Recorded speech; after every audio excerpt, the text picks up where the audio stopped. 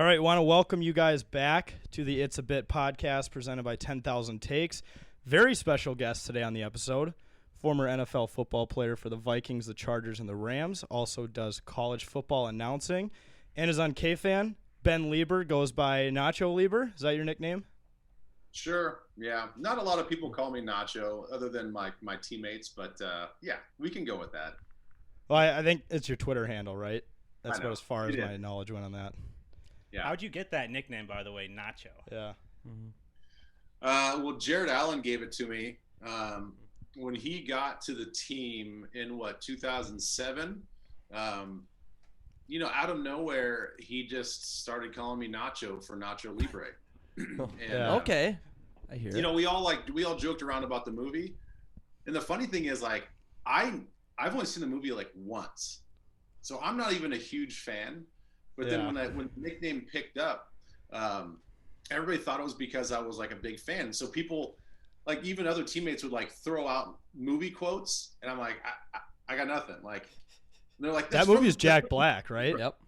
Yeah, with Jack Black. I'm like, miss Jack Black. I don't know. And they're like, well, why do you have that nickname if you're not a big fan of the movie? I'm like, listen, Jared just kind of gave it to me, and then it kind of just took off, and then so.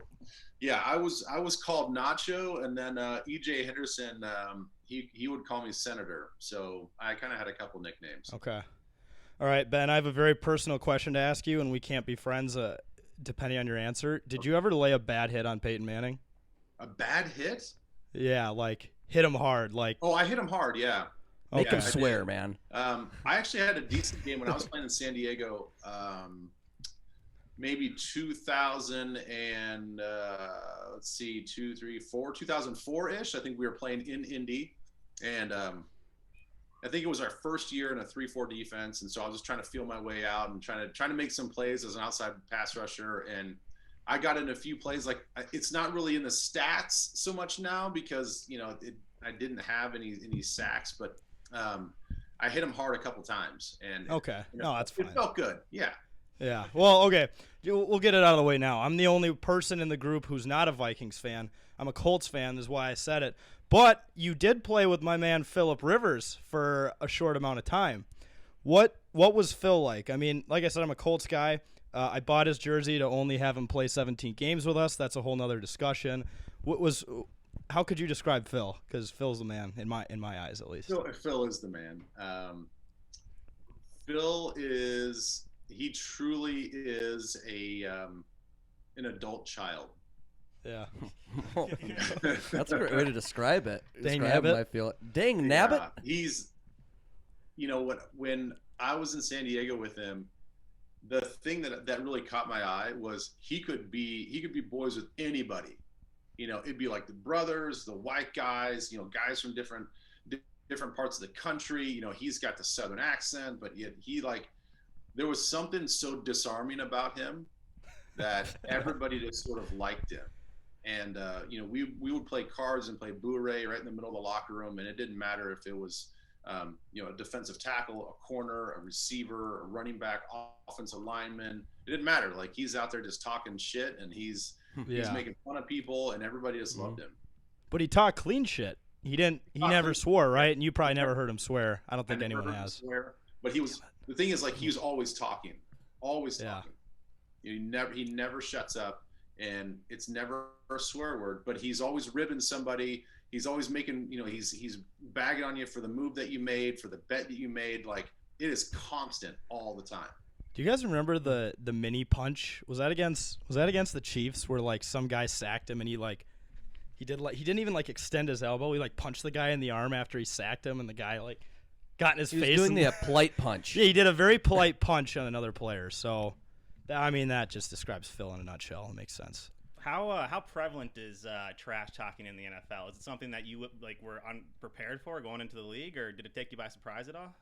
No, it actually surprised me there wasn't as much trash talking as you see on so some of the NFL film stuff. And NFL films is even more deep now. There's mic'd up videos from every home team. NFL Films is doing it as well. So there's so much more content.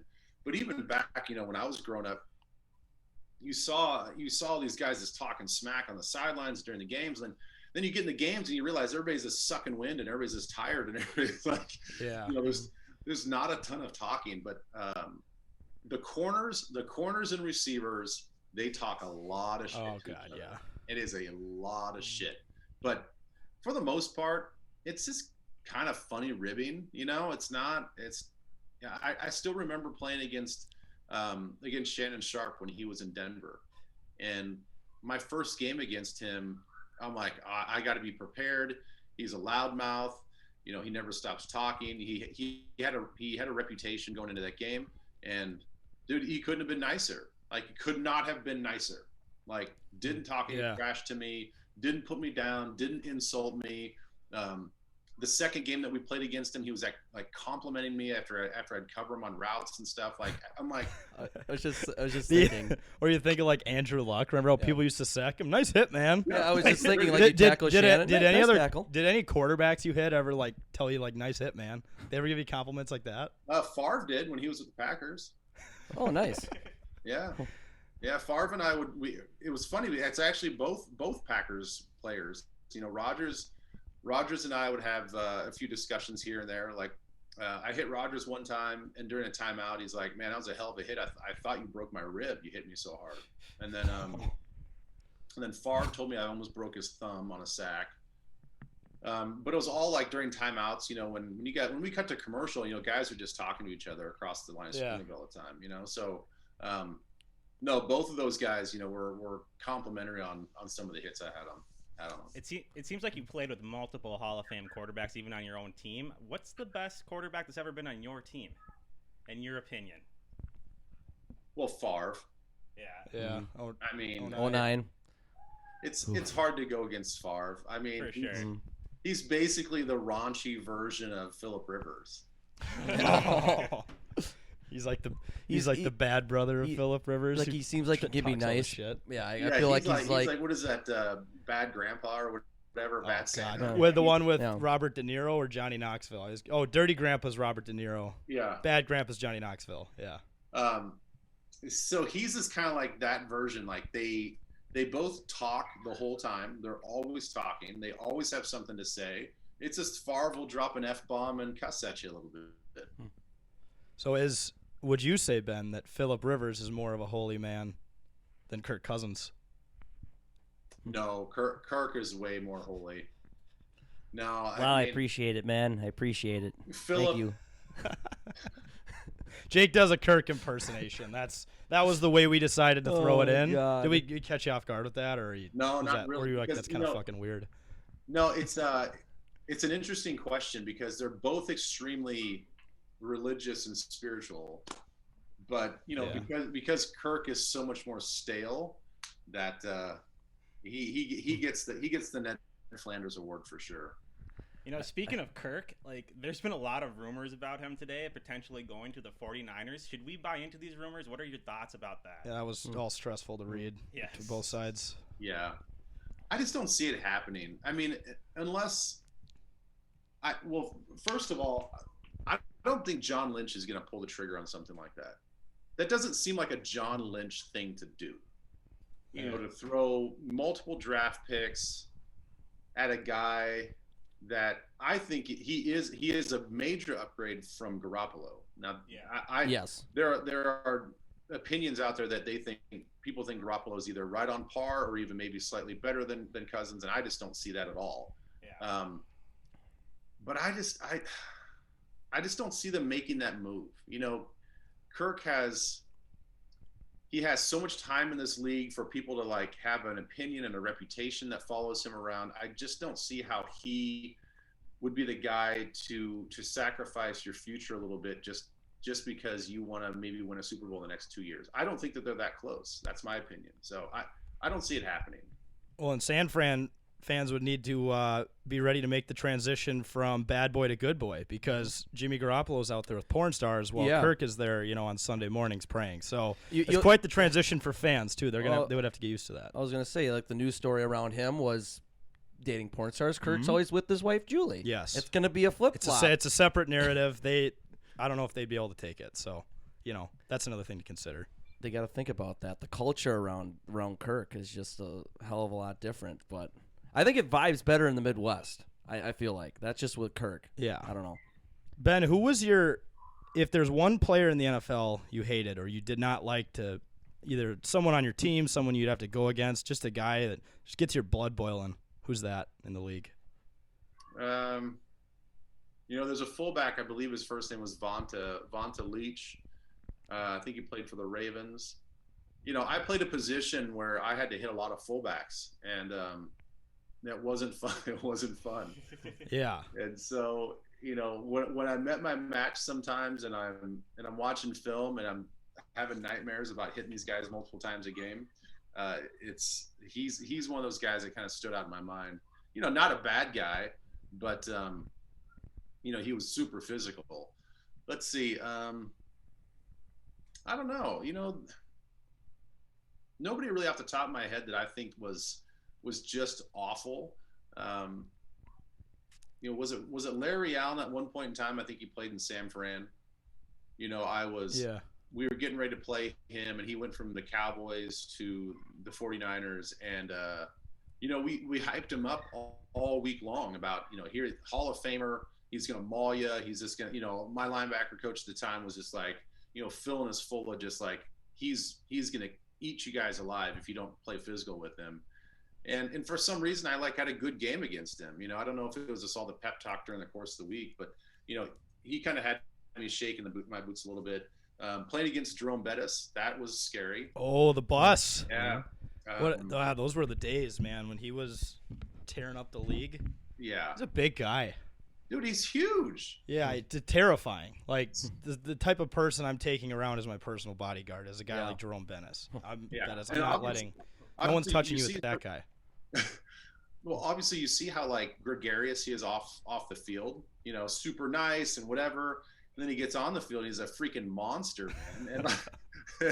And so I did not enjoy playing against him. I did not enjoy playing against Westbrook and with Philly because, again, I was an outside linebacker, and there's a lot of times I had to cover backs out of the backfield, and he'd flare out into the flat. And even though he's sort of my guy, but a lot of times in coverage, you don't just run and go get your guy. You got to drop back in coverage, 10 yards. So there's 15, 20 yards of cushion between you and the running back. Yeah. So he would catch the ball, and I go, oh shit. Yeah. Here I'm in the open field with one of the most elusive guys in the league, and he'd always make me look stupid. Yeah. Well, I almost think of if I had to run at him and try to hit him, you guys see the movie Rookie of the Year, or the kid plays for the Cubs and he's up to bat and he's going, oh my God, oh my God, oh my God. Oh, yeah. His parents are watching at home. They're like, oh my God, oh my God. That'd be like me running at him, just praying I could even slow him down. I can't even imagine. Some of those guys too, you see them on TV and it's one thing, but then you go to a game in person and you get pretty close to front row seats. They're fucking monsters, and that's every sport. Hockey, seeing people on TV is one thing. You see it in real time on the field. It's nuts. Can't even imagine that. Have all three of you guys been close to the field? Yeah, I have. Have you guys? I've been, I think, third row. So I've been pretty close. Not NFL, college, but college is still terrifying. So NFL has just got to be. And those guys are all crazy. younger than you. Yeah, which is even more wild when you watch. I college can't even football. imagine. Well, college is funny because you have such a disparity. You might have the 22-year-old senior, and then you've got this just newly 18-year-old, maybe even 17-year-old. Yeah, and 17-year-old looks like a fucking baby. You're like, yeah. How is this guy playing Division I football? And then on the other side, there's some 22-year-old monster that's ready to go be a first-round draft pick. It's such a wide spread in college. Well, and who was the kid for the Gophers? Was he an O-lineman from Australia that was 7? Falalele. What's that guy? What's that guy's build? Is he 7? He's 6'8", 380 or. Oh my God! I don't know, man. He's making me look like a toy. I would be terrified if Last that year goes they running at me. compared the height and the weight of the Gopher offensive lineman to the Vikings offensive lineman, and the Gopher offensive linemen were towering over every single Minnesota Vikings just offensive nuts. lineman. That's crazy to me. Yeah. Falalele is huge. I was gonna say, Ben, speaking of college, you do some announcing. I called the Gophers Nebraska game. Okay, that's the one. That's the one I watched. What was kind of the toughest part of transitioning to that? I mean, playing is one thing, but calling has got to be a whole nother thing. What kind of went into that transition? Well, man, a lot went into it. When you play a physical, when you do something physical for your job, you're allowed to make a mistake, and you can make up for it by just being more physical, right? I mean, there's a lot of times playing football where you might mess up your assignment, but in the course of messing up the assignment, as long as you don't just kind of stop in your tracks and just like get mad at yourself, you can still go make a play, and you can make up for it physically. When you're in the booth, if you mess something up and you say the wrong thing, there's no way to recover from that. You can't just go on like hit somebody and be like, oh well, I still made a play. Like, it's the mental part of commentating is such a disparity between playing football and there's no training for it either. When I got my first gig with Fox, it was like 10 days before the first game, and they just said, hey, our only advice to you is just be yourself. You've been around football, call the game as you see it, have fun, and that's it. And I'm like, what do you mean that's it? Like, I don't know how to use a talkback button. I don't know how to talk. When somebody's talking to you in your headset, what do I look at? When do I speak? When do I don't speak? Like, it's like they don't tell you anything. And so the whole thing is just one gigantic learning curve on just how to find the flow and the art form to it. So for you, would you say it was more nerve-wracking playing actually NFL football or preparing for these roles, commentating? Oh, preparing for the roles. I mean, really? Yeah. Mm-hmm. Yeah. I mean, I still remember, my first game was at UAB in Birmingham, Alabama in September. It's 100 fucking million degrees down there. It's an open booth. It's 100% humidity, and I sweat anyway. Like, I'm just a sweater. And so that on top of the nerves, the red light turns on, we go live, and my suit shirt's drenched. Just you're like, please don't put the camera on us. We're just gonna skip that whole part of the program because I'm drenched in sweat. Let me just I take shots of the field. I remember how terrified I was doing that first hit. So put me on the field running down on kickoff any day of the week versus staring at that red light. Do you ever have like a big screw up that like you went to bed like thinking like, oh man, I should have said that differently, or like, why did I say that, like after a game? Well, this is my all-time worst gaffes I've ever had on live TV, and I feel awful for saying this, and I feel so stupid because the context of what happened. So to set it up, I was teammates with Kwame Lassiter. Now he was a safety when I was with the Chargers, and I was a linebacker, and so we were teammates for a couple of years. And Kwame and I were never super close, but good guy, and I really liked him, and we got along. Well, his son plays at University of Kansas, so Kwame Lassiter Jr. And I'm calling the game, and there's all this ample time during the course of the week. You're preparing for this, you're preparing for that, you're studying players, and we also have to be pretty well informed on the other games that are going on, so we can talk about the Big 12 on a bigger scale plus the national scale. So there's always just a lot of information that you have to know. Well, in my preparation, I'd forgotten that unfortunately Kwame had passed away months before this, and I forgot, and I didn't make a note of it on my game board. And I'm in the game, and I go, Kwame Jr. makes a play, and I say on live TV, Kwame Lassiter Jr. blah blah. I played with his father, and I just want to give a special hello to Kwame and his family down in Arizona. And I forgot that he had passed away, and I'm like, I felt awful, like it was hard to recover for the rest of the game because I just felt like such an idiot. And I reached out to the SID at KU, and I said, I'm so sorry that happened. Like, please, if the family, calls or whatever, like I'm obviously meant no disrespect. I was just trying to say hello, and I forgot that he had passed away and whatever. So you want to talk about a major fuck up? That was a major fuck up. But Ben, to your credit though, that's nothing compared to some of the things you see in YouTube videos where people don't know there's a hot mic on. We have a whole thing, the land of misfit sports announcers. Yeah. What is it? Tom Brenneman. You got Tom Brenneman. I don't know if you've heard of that, Ben, and with the pretty, Reds Live. Pretty bad one. You got the Ben Hinchin. What is his name? He was a former linebacker. With the Patriots. With the Patriots, I believe. But he was a color guy on ESPNU for less than a year, and he wanted to use the word. I'll just say he used the word gay in the wrong sense. And not a good move. Not a good move by him. And then Mike Milbury was on NBC Sports Network. He's a clown.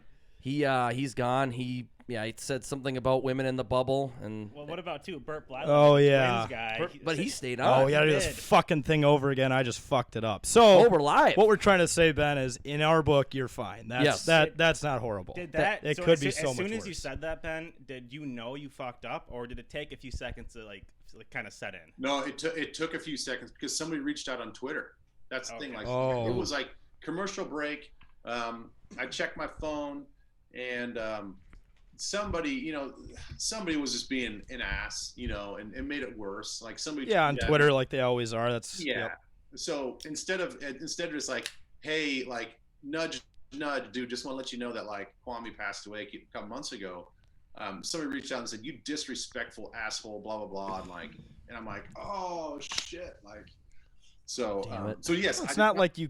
I did not. It's not like you stepped on the guy's grave. Dude, that's what people on Twitter, though. They're like, oh, he made a mistake. I'm going to be the first one to say it. See, I would see maybe if like you said something like you were like trash talking him a little bit, but you're just, you're saying, hey, I'm just want to say hi. Yeah. It's like I don't see anyone. I can see like someone correcting you, but I can't really see someone getting that upset about that. I needed to be corrected. I mean, I have no problem with that.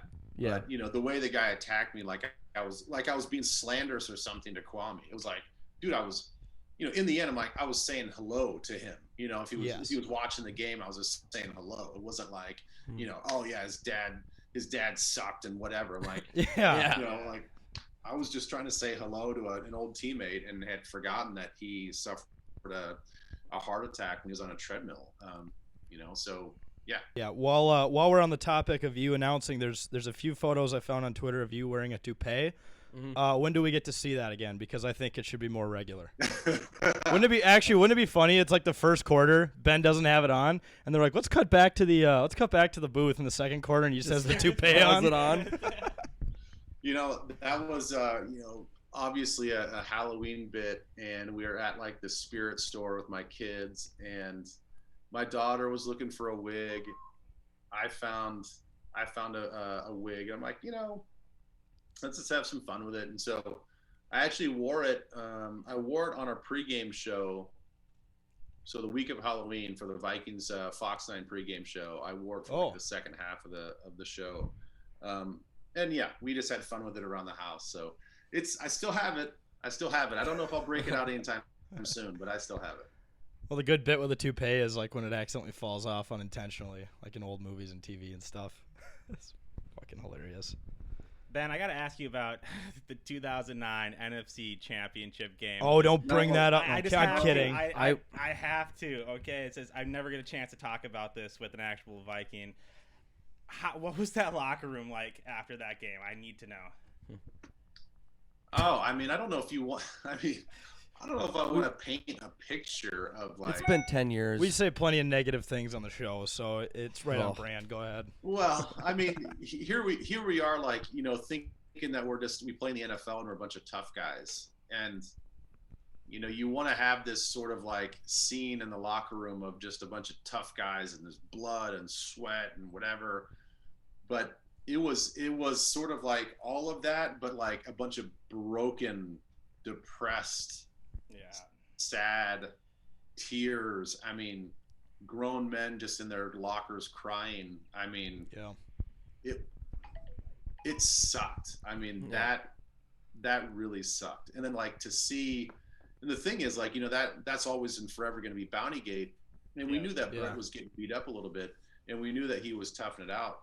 But I remember looking kind of like where my locker was, I could see his locker kind of across the way, and he had a team of like trainers and doctors kind of just like looking at him, you know, immediately after the game, and he was taking, like, he needed help getting his shoulder pads off and getting everything off. I mean, he was instantly black and blue and purple in all parts of his body.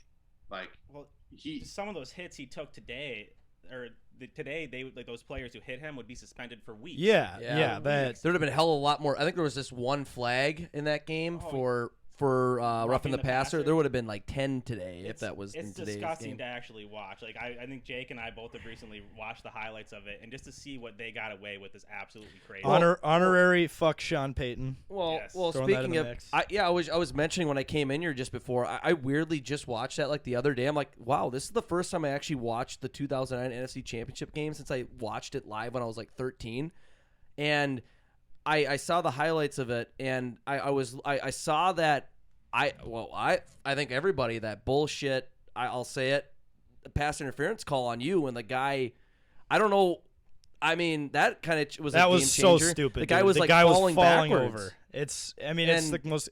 By the way, Saints fans, for those of you who always complain, they put up a whole billboard when the Saints had one call against them. Look at that shit. Look at the tape, people. You don't need a billboard for that. That was a very lucky call by the Saints. And I'm even more fired up about this because they beat my Colts in the Super Bowl. You know, the Colts would have played you guys. It only happens every 4 years. That would have been like the best Super Bowl party ever. My Vikings fans, me, being by myself, it would have been a blast. Well, you know what's the worst part about all that is, so I had friends that played on the Saints, and you know, when the Super Bowl's over and the season's sort of settled and everything, you know, I reached out to a couple of my guys, you know, congratulations, blah blah blah, and they're like, I know that you don't want to hear this, but you guys would have smashed the Colts. And I'm like, everybody says like, that. Pain. I don't, like, You probably would have. like, I don't want to hear that, because I'm watching the game and I'm like, we would have murdered these guys. Like, we just would have killed them. If the Saints were more physical than them, or like, we were more physical than the Saints. Like, everything that we had matched up well against the Colts, and I just don't think it would have even been as close. And now in an alternate universe, going full circle from the start of the show, we would be starting the show by saying, damn it, Ben, that hit you had on Peyton Manning in the Super Bowl, I'll never forgive you for that. That would have been the way we could have started. That would have been gold for us, Vikings fans. Fumble, you know, and maybe Antoine would have turned it for a touchdown. That would have been an opener. Yeah, and I'm just as that year sucked because we were up. The Colts were up like 10-3 in the first quarter, and we just ended up getting shit on by the Saints. Fourth quarter interception by Peyton Manning. I'm still like in middle school, so I started crying. Would have been the Vikings beating us. Speaking instead. of crying, I think that 2009 NFC Championship game, my grandfather was crying after that. He had a few tears in his eyes. Ben, do you have is there any moments? I mean, there's probably plenty of moments, but what's that one moment that sticks out the most in that season? From that season? Yes. You know, it's not really a moment. It's probably the only time in my career where after that 49er game, so that was like what, the third game of the season? Yes, that was amazing. Oh, Greg Lewis? Yes. Oh, I still remember that. Yes. Holy Greg shit. Lewis. My mom right before that was like, oh, they're going to choke like they always do. And then she leaves the room and that happens. I was like, I told you. Dude. I was freaking out. But yeah, sorry, go on. Oof, so, you know, after that magical moment, which it still gives me chills when I hear PA's call of Greg Lewis in the back of the end zone. You know, look it up on YouTube. From that point on, really through the whole rest of the season, and I know that we lost some games in there, but that game proved to us that Favre was legit. Okay, Favre had a magic, and he really was the missing piece. So I've never been a part of a team in a locker room where no matter how good or bad our prep was from Wednesday to Saturday, we came out of that locker room every Sunday knowing that we were going to win. And, you know, a lot of guys can sort of say that to the media, like, oh yeah, we're a super confident team and we think that we're going to win this game. But, you know, the players are real too. Like they know if they are a better team than the team that they're going against, and if they need some luck to win the game. Like, we had so much confidence that it didn't matter who the fuck we were playing. It didn't matter who they had on their team. It didn't matter the conditions. It didn't matter anything. Like when we walked out of that tunnel, we are like, okay, we're gonna win, and I just don't know what the final score is gonna be. That was the difference. And I've never felt like that ever in my career, where every single game, every matchup, we're like, we're gonna win. I don't know what the point spread is gonna be, but we're gonna win. And that confidence was awesome. I mean, to be in the locker room all during the week and just be having fun and loose and knowing that we were working hard on the practice field, but we're still like, kicking ass and having fun. And it was just, it was magical, man. Well, you got to look back. Brad Childress had his kick-ass offense going on. Oh, God. Brad Childress. Brad Childress, man. I mean, did he? Obviously he was the coach. I know he's gotten a bad rep here in Minnesota, for sure. In Minnesota, even though he's, debatably led one of our best Vikings teams in years. Of all time. Of all time.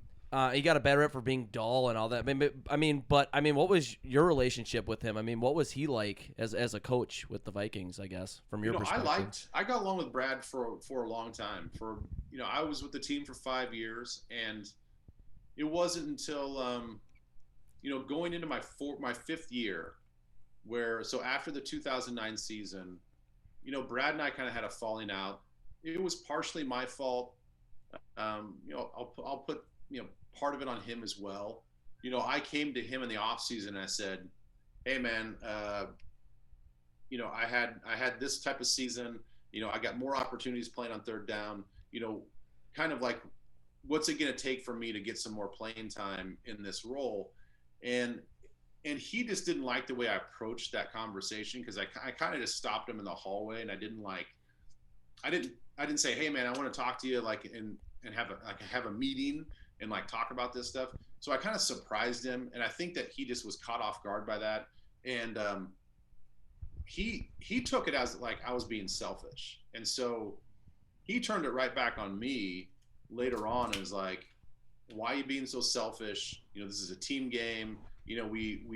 I've always respected you as a team player."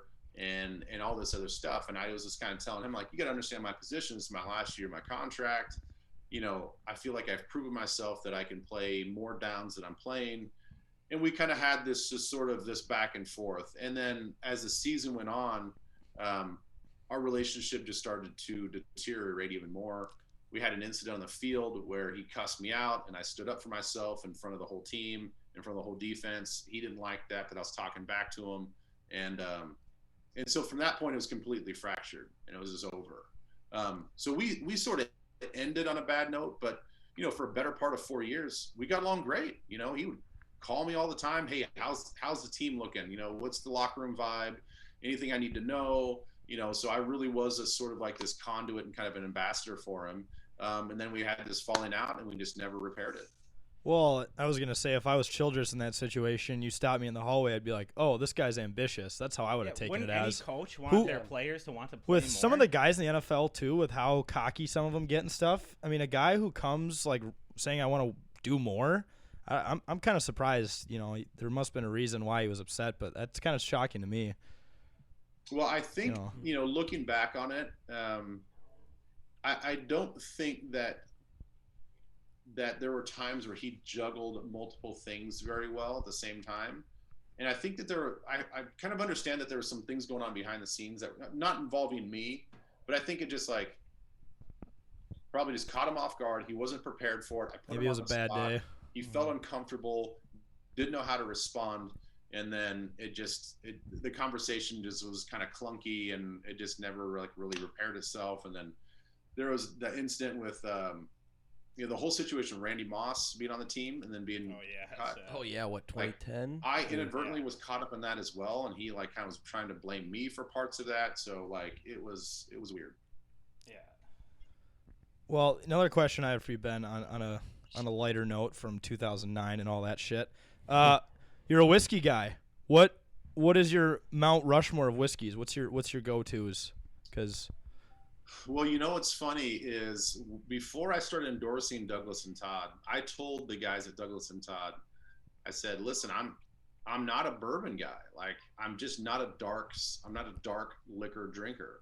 I was like, I like your drink. I had it at a friend's, like at a get together, and I think what ended up happening, it's been so many years now. I think what ended up happening when they first launched, a friend of mine had it. I had a drink of it, and I even told him reluctantly at the time. I said, I'm not a dark liquor guy. And he's like, no, just try it. It's a local bourbon, whatever. So I tried it. I'm like, hey, this is actually pretty freaking good. So then I mentioned it on the radio, and then they were like, cool, like we just launched, like, do you want to like do this together? And then, so my initial meeting with them, same thing. I go, I don't know if you guys are good or not. I don't have like this palette of like bourbons that I'm, this, super like sophisticated guy that's drinking my 3 fingers of bourbon every night. And I have this whole thing. So anyway, they're like, no, that's great. That's actually like, it works out better for us that you've kind of come around to this, and you like bourbon again because of Douglas and Todd. And so, so to answer your question, that's about all I drink. If somebody comes in with like a high-end Pappy Van Winkle, well, yeah, like, dude, I'm going to try it and I'm going to like it. There's another bourbon I like called Widow Jane. I don't know where it's from. Somebody brought it to my house for a gift, and I'm guessing it's probably somewhere in Kentucky. But so I don't drink a lot of other whiskeys and bourbons. All right, long shot. What about Fireball? Ooh. that no. Unintentional pun. That's a Hail Mary. The last time I had Fireball, I threw up. Same with him. I'm with him. I feel like there's a lot of people. Yeah. I can't drink you Fireball never know, though. at this point without throwing up. I used to be like invincible to any alcohol when I first turned 21, but it's like as soon as I turned 23, I couldn't drink it. Well, as soon as when you're fucked up, like that's the very first thing someone says. Let's take a shot of Fireball. I'm that guy. And I can't. I love that I shit. could be as drunk as can be, and I still won't do it. And you really? guys, yeah. How many years ago was that, Ben? It was last year, guys. Okay. So I'll take that answer. Yeah, I'm not lying. I think it was like the early stages of COVID when we were first quarantining, and it was, we didn't really understand what social distancing was, sort of thing. So we were still having some friends over, and we were just drinking, and and that was the thing. We ended the night. Yep. And it was, that stupid bottle of Fireball is just kind of sitting there. It's like yelling your name from the cupboard. Yes. Yeah, exactly. Damn it. Exactly. Somehow it worked its way up from like the back of the liquor cabinet to the front. Yep. Magically. And somebody's like, hey, let's take a couple shots of Fireball. And I'm like, yeah, fuck it. Let's go. Yeah. And next thing I know, like I'm going to bed and my stomach's kind of sour. I'm just like, oh man, maybe it was all the snacks and the cheese and the mixing of drinks. And the next thing I know, I'm freaking puking up Fireball. Just burns coming out. All right. You just taste the cinnamon. Well, no, I was going to say on that topic of like kind of like drinking a little. I mean, did you ever, any time during your career, did you ever have a player that you would go out with or drink with or party with or anything like that? And in your football playing career, or were you the kind of guy that wouldn't do any of that stuff? Well, I was pretty disciplined when I was playing. Like in season, I had I didn't drink any alcohol from Thursday night on. So I would have my drinks Sunday night to Wednesday night. Maybe a drink or two, but still not a heavy drinker. But after a game when you're super dehydrated, it didn't take much at all to get super buzzed. Yeah. But so we had. So maybe let me take that back a second, because the last couple of years with the Vikings, E.J. Henderson we had a linebackers we had a linebacker get together. So yeah, that was Thursday night. So we would get done with meetings, and then Thursday night we would go out, and I think it was just for home games. So for every home game, we'd go out after meetings. We'd meet up at Wildfire or something like that in Eden Prairie, and we'd have just a linebacker dinner. And so, we'd pound a couple shots, then have a couple drinks. But then that was it. So then that was my last drinks until the game.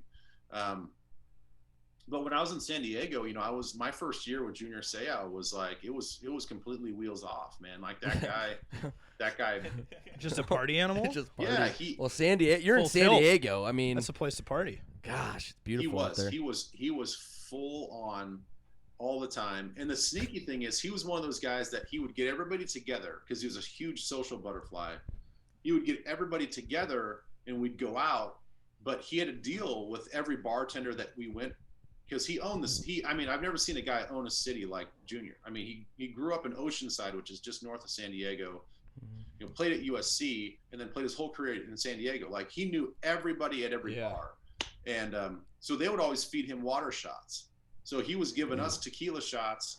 He was taking water shots. And I didn't. That's devious.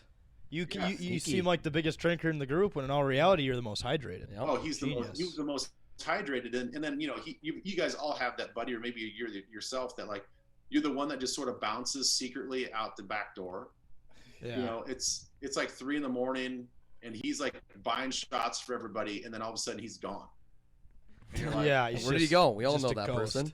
Yeah. Well, and here's the thing: like, I've drank with football players, and like, it's impossible to outdrink them because they're so fucking massive. Like, we have a buddy who played center of our high school football team. Takes 15, 16 beers just for him to feel a buzz.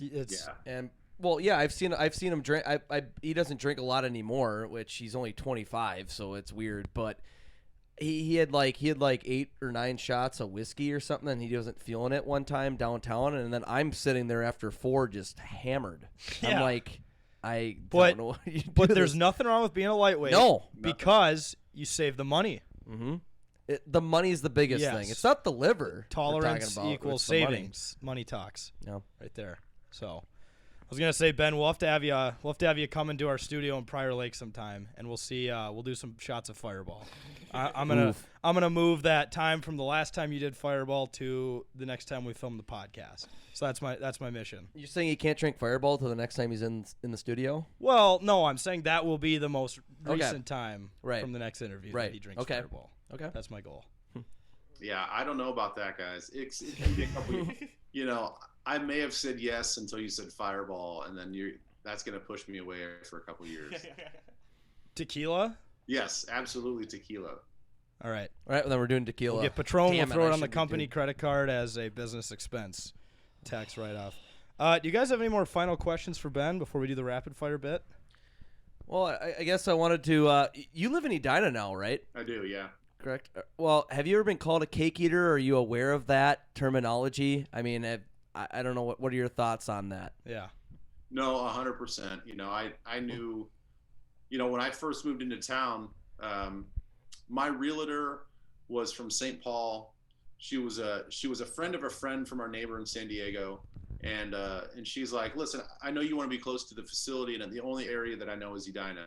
I'm like, cool, fine, I don't care. Like, I didn't put any thought into it. I'm like, she's like, great schools. You're going to love it. It's central to everything. It's close to work, close to downtown. I'm like, fine, done. So we started looking at Edina. We've never left. But I mean, from day one, it's every day I need attention. I heard that all the time. The acronym. Yes. Yep. The acronym. The whole cake eater thing. And the funny thing is about the cake eater comment is that I would have guys, my teammates, like Steve Hutchinson. Okay, so Steve Hutchinson, Hall of Famer, has a beautiful home out in Wayzata, and that motherfucker's calling me a cake eater. Yeah, So But it's not because it's not Edina. It's just not Edina. It's somehow it's different. It's just somehow different. They're in the same parallel, but it's. I know. I'm like, Steve, you live in a house twice the size of mine in a neighborhood that's more affluent than mine in Wayzata, and you're calling me a cake eater? Yeah. Like, come on, dude. Yeah, I think it stems from rivalries because me and Zane here, we went to Burnsville High School. You played varsity hockey at Burnsville, and there's just this huge feud and rivalry, not just from Burnsville, but in terms of the hockey scene here with just Edina, and it's just they're good every year, right? So you have to find exactly. So you live in Edina, Ben. Even if you're not even from here, you're just gonna get shit. You're still gonna get the hate. It's just how it is. Geographic thing. And Ben, just one last question for me: have you become more of a hockey guy since you've been in Minnesota, or have you always been a hockey guy, or what's your opinion about hockey? Because we all love it here. State of hockey. Yeah, that's a great question because so I grew up an Eric Lindros fan and a Philadelphia Flyers fan. Yeah. Now I say that with a caveat that like I'm a fan, but I didn't know the game. I didn't I wasn't one of those geeky kids that like every day I'm checking the box score and I'm seeing what, you know, Lindros is doing or Desjardins or something like that. Like I knew the names and I would watch them whenever they were like on NBC or something, but I still didn't understand the game because when I grew up in Iowa and South Dakota, we didn't have hockey. Like I'd never put on a pair of skates until I had kids and we lived here in Edina. So I was a very, very casual hockey fan. And then we moved here, and I would say I gravitate more towards hockey than basketball. And, you know, for me personally, I respect toughness more than some other things, you know. So like sneezing in the NBA and getting a foul. Yeah, I mean, there's something that's hard to watch and respect about the NBA. Like I respect the athleticism. You know, I go to a game and I'm like, God dang, like how do these guys move around on a court this small and they're so big, and they can just sort of gracefully move around the court. I respect the athleticism, but there's something about the grittiness and toughness of hockey that I just sort of migrate to. And I continue to want to learn the game, you know, and my kids are my youngest boys in hockey. And so I've got to kind of learn a little bit so I'm not just a complete idiot, but I do enjoy it. I do enjoy watching the Wild play. I cheer for them. I've gotten to know a couple guys, you know, that's the thing. All the hockey guys like live in Edina. So you got the connections, man. The inner workings of high school hockey. A lot of the Wild guys are like, you know, kind of like pseudo neighbors. So are you a Wild fan now, or are you still a Philly fan? No, I'm a Wild fan. Like, you know, I think just for fun, like if the Flyers ever like really like make it to the playoffs and make a huge run, I mean, I might just be that loud idiot on social media that's like, I've always been a Flyers fan, you know, just to like jump on the bandwagon. But no, I mean, if it comes down to it and the Wild and the Flyers are playing, I'll take the Wild. All right. Oh, that's awesome. fair. That's fair. Skull Wild, man. Skull Wild. Skull Wild. You hear that a lot. Yeah. Well, Ben, we've loved having you on. Before we wrap up here, we have a signature bit here at 10K where it's called the Rapid Fire. We're gonna ask you 10 questions. First thing that comes to your mind, fire it off.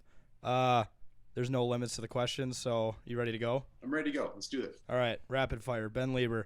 Deserted island. You're stuck there by yourself. A ship washes up with one alcohol of choice. It's just full of that type of booze, whatever it is. What is it?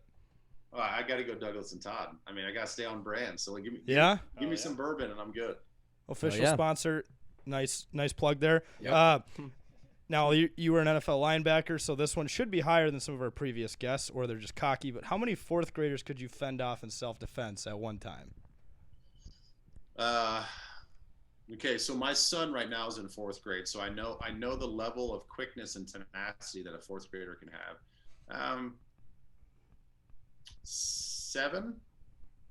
Wow. That's low. Some people are cocky. So there are some very out of shape men, we'll say, that have been on this podcast that say they could take on more. So that sets a standard for that question. This is the standard. Okay. Minneapolis or St. Paul? What's your city? I like the grit of St. Paul, but I prefer to live in Minneapolis. Okay. Would you rather slap a random baby or your own grandmother? My own grandmother. Okay. Yep. So weird that question's like a 50-50 split. Least favorite food on the planet?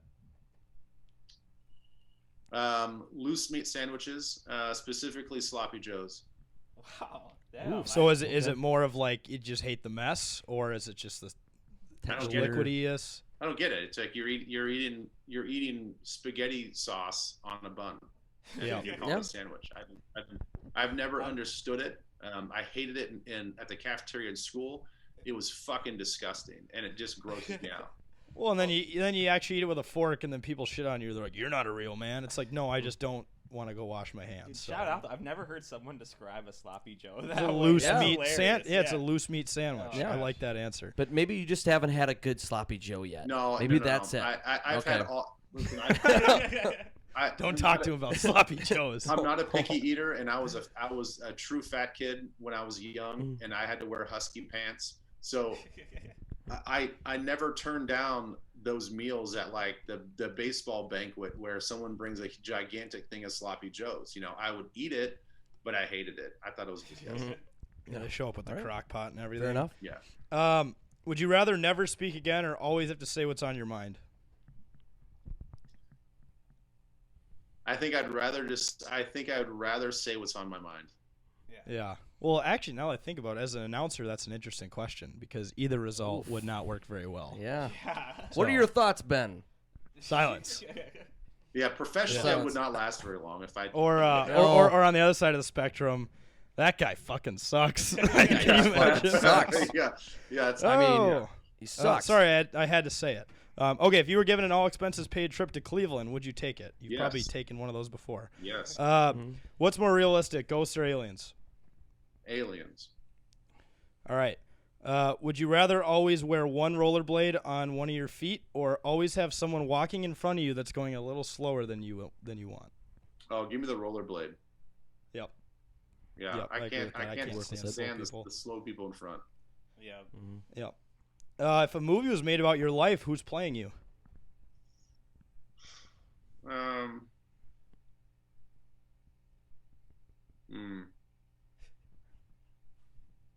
You know why, in such a cheesy way, I want Nick Cage to play me? Ooh. Oh, yes. Just because movie. he's such a cheesy dude that I think it'd be right. There's something so entertaining about that guy. Yeah, there's something so entertaining. Like you just him. love to hate him, but you're gonna go watch the film anyway. Exactly. Yeah, well, you want to hate him, but then you're like, the National Treasure movies were like pretty good. So they were amazing. I'm gonna steal the Declaration of Independence. Yeah, I'm gonna win the Super Bowl. I'm gonna win the Super Bowl. Yeah. Well, Ben, we've had to say we love having you on. This was a blast. Where can our listeners find you? Oh boy, you guys all over social media, on Twitter at Nacho Lieber. Let's see, Instagram, it's Ben Lieber official, or is it official Ben Lieber? Ben Lieber official, I think is what it is. Yeah, that sounds right. Tells you how much I really, really pay attention. Yeah. And that's it, guys. BenLieber.com. Although I haven't updated my website in a while, so I need to do that this off season to actually like kind of give a shit and update that thing too. So you know what? Just Google my name somewhere. And I was gonna say, or you can just turn on your fucking TV during college football and Ben Lieber will be on there. Yeah, do that. Do that. Does PA call you Nacho Lieber? What's that? Does PA call you Nacho Lieber? Yeah. I feel like he's the kind of guy that's that where call I you got it from. Nacho Lieber. Hopefully, when you guys were taking that picture, because I couldn't see, you guys weren't like putting like a big dildo by my face. Oh, yeah. Well, no, there's a strap. Damn on, it, we should have did there's a that. strap No, I'm on just joking. above the TV. Just a little one. Googly eyes, like Oh, the Nickelodeon NFL production. Oh gosh. Oh my god. Ooh, no. That's so funny, but Right. yeah, no, it was a blast, man, and we'll have to do it again for Yeah. sure. Appreciate you taking the time, seriously. Yeah, well, thanks, guys, and just tag me when you guys release it, and I'll help you out. Yeah, that's awesome. Really appreciate it. Yeah. All right, Thanks, guys. talk to you soon, Ben. Thanks. Yeah, thanks, See Ben. ya. We'll see ya. Bye.